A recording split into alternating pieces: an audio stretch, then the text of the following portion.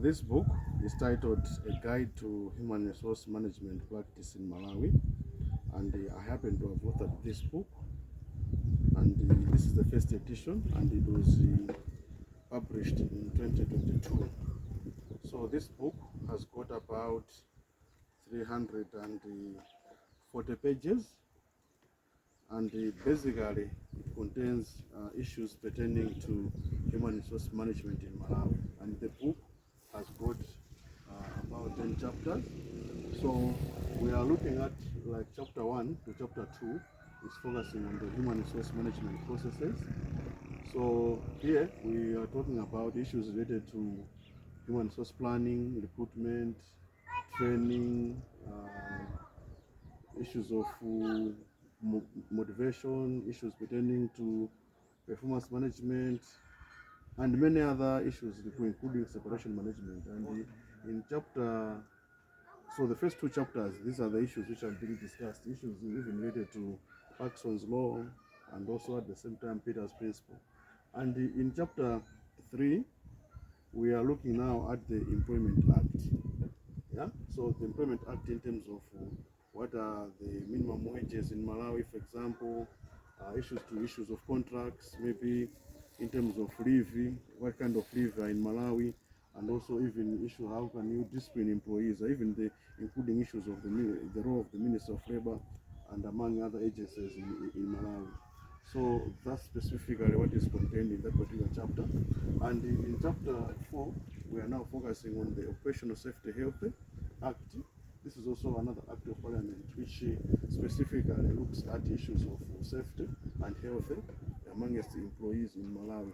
So if you look at this particular issue, we talk about issues of dressing, for example, to say when the employees are working in various workplaces, there are a lot of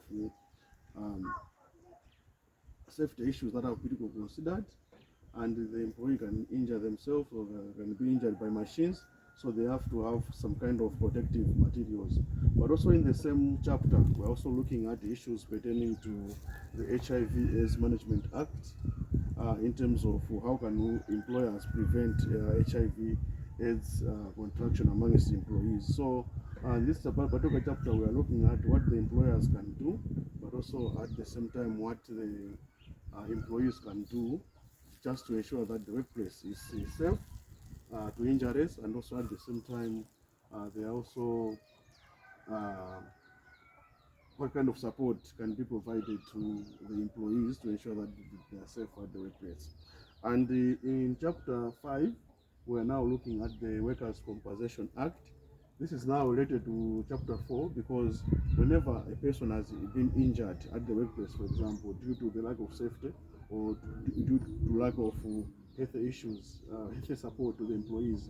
So when they have been injured, for example, they have to be compensated. So the Workers' Compensation Act mandates the Workers' Compensation Commissioner to compensate through the employers, the employees. So there are also other interesting issues which we are discussing there, issues related to, for example, the workers' compensation vis-a-vis the group personal accident. Sometimes we find that someone can be injured, but now employers will decide whether to compensate through the workers' compensation or through the GPA, the General Purpose Accident.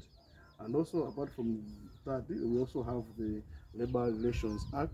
This is another interesting chapter because in this particular chapter, now we are looking at the relationship that is there between the employer and the employees in groups. So, for example, issues of the trade unions are being discussed here, and also the relevance of JCCs, whether we need the JCCs in Malawi or the law doesn't provide for existence of the JCCs. So we're also looking at all those issues in this particular, but also issues of the Industrial Relations Code in terms of how it is structured, for example, and also how can employees complain whenever they have got some kind of grievances.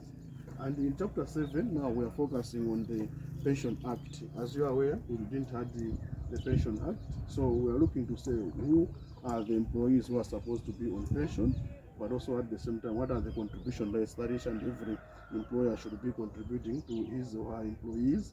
And also at the same time, we are looking at what can happen if an employer is not obliging to pension, for example. And also we look at whether pension, you can say within you can compensate someone with a gratuity at the expense of pension. So we're also looking at all those things, even issues of retirement planning. We're also discussing in this particular chapter.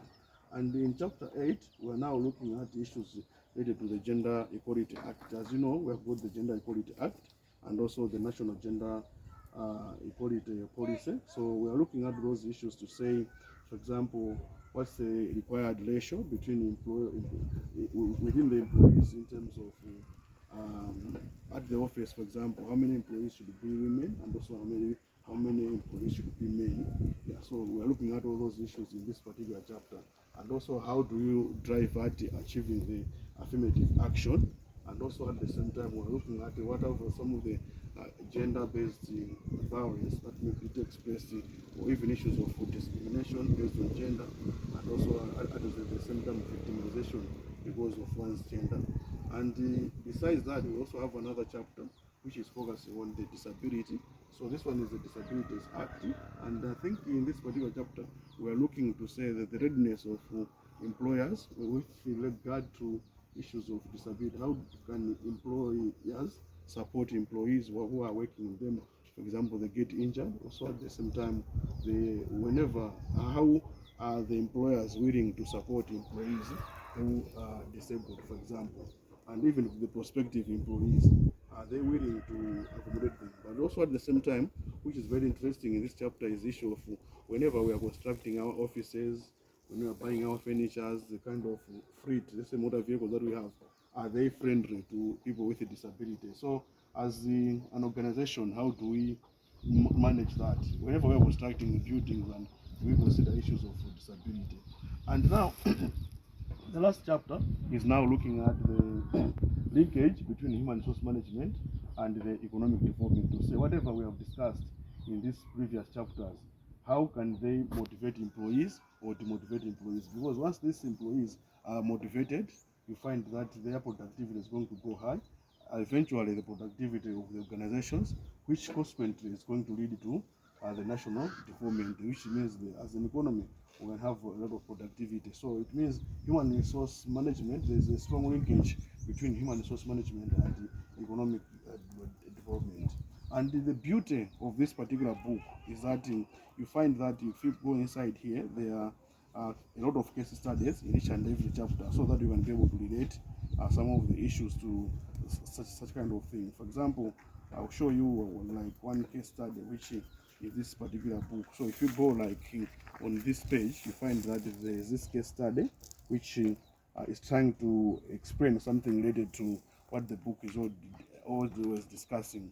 And also at the same time, you go to the last chapter. I mean, each and every chapter, at the end of the chapter, you find there are some chapter what questions. If you see here, there are chapter questions which employers or employees can use to make reference to whenever they are making some decisions. So this book, I think, is a very good book which can be used both employees, but also employers and even academicians, because it is trying to unearth some of the critical issues related to human resource management in Malawi. So I think I can recommend all employers, also employees, at least to have a copy of this particular book. I think this book was developed in a way that is user friendly. Someone who doesn't want to read maybe a lot of acts of parliament, all these acts of parliament, to have them on his desk, can just get this book and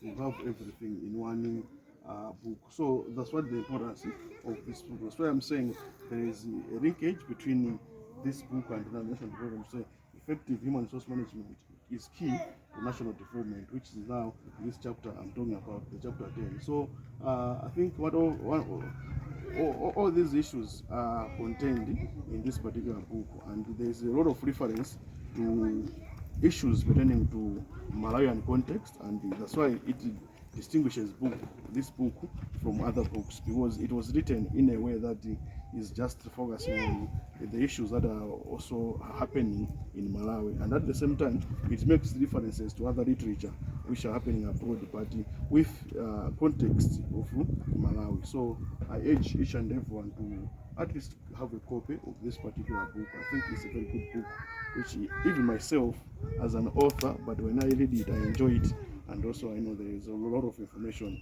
in this particular book. Thank you so much.